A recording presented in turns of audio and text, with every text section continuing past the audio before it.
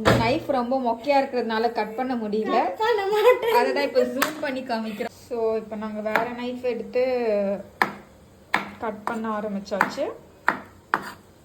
ஆனியன்லாம் வந்து சாட்டே ஆகிட்டுருக்கு. இப்போ நாங்கள் தக்காளியை உள்ளே போடுறோம். ஸோ இதுதான் வந்துட்டு ப்ரான் பிரியாணிக்குரிய ப்ரான்ஸ். கொஞ்சம் டர்மரிக் பவுடர்லாம் போட்டு நாங்கள் ப்ரானை வந்துட்டு ஊற வச்சுருக்கோம்.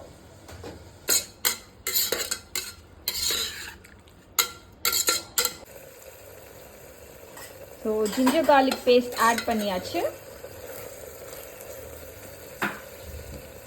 ஜூம் இது வந்து லைட்டாக அடிச்சிருச்சு. அதனால நாங்கள் ஸ்டவ்ல இருந்து வெளியில் எடுத்து அடி பிடிச்சதை எடுத்துட்டு ஓகே. ஸோ திரும்ப எடுத்து நாங்கள் ஸ்டவ்லேயே வச்சுட்டோம்.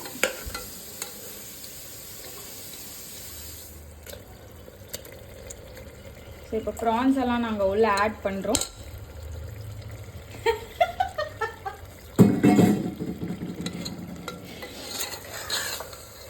இப்போ மிக்ஸ் பண்ணுறோம். மஞ்சள் போடணும். இப்போ டர்மரிக் பவுடர் ஆட் பண்ணுறோம்.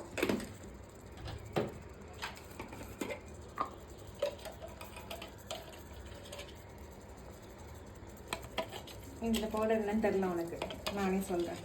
இது தனியா பவுடர். அடிக்காத, வலிக்குது.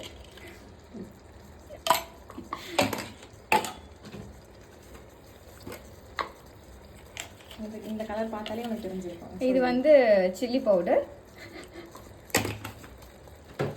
இப்போ எல்லாத்தையும் வந்துட்டு மிக்ஸ் பண்ண போகிறோம். கரம் மசாலா கடைசியாக கொஞ்சோண்டு கரம் மசாலா ஆட் பண்ண போகிறோம். அவ்வளோதான். இப்போ ஃபுல்லாக மிக்ஸ் பண்ணிவிட்டு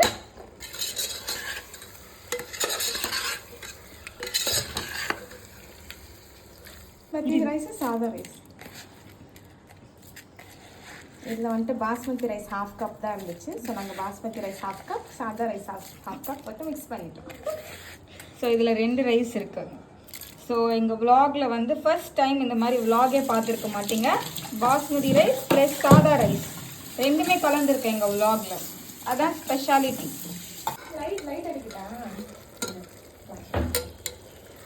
ஸோ இப்போ ப்ரான்ஸ் நல்லா குக் ஆயிடுச்சு. ஸோ இப்போ நாங்கள் வாட்டர் ஊற்றிட்டு ரைஸ் போட்டுட்டு விசில் வைக்க போகிறோம். அப்புறம் பிரியாணி ரெடின்றதில் நாங்கள் உங்களுக்கு காமிக்க போகிறோம். நாங்கள் ரைஸ் போடுறோம். ஸோ பார்த்தீங்கன்னா எப்படி அந்த 2 ரைஸும் மிக்ஸ் ஆகிருக்குன்னு பார்த்தீங்களா? Basmati rice plus normal rice. இது coconut 1 tumbler coconut milk, 1/2 tumbler water. நல்லா மிக்ஸ் பண்ணிவிட்டு இப்போ நாங்கள் க்ளோஸ் பண்ண போகிறோம். புதினா போடல இன்னும். புதினா போட்டுட்டு க்ளோஸ் பண்ண போகிறோம்.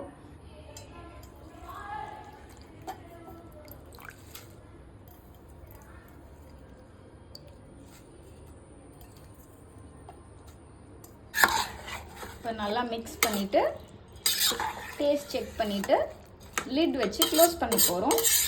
பிரியாணி ரெடி ஆனதுக்கப்புறம் நாங்கள் ஃபைனல் அவுட்புட்டை காமிக்கிறோம்.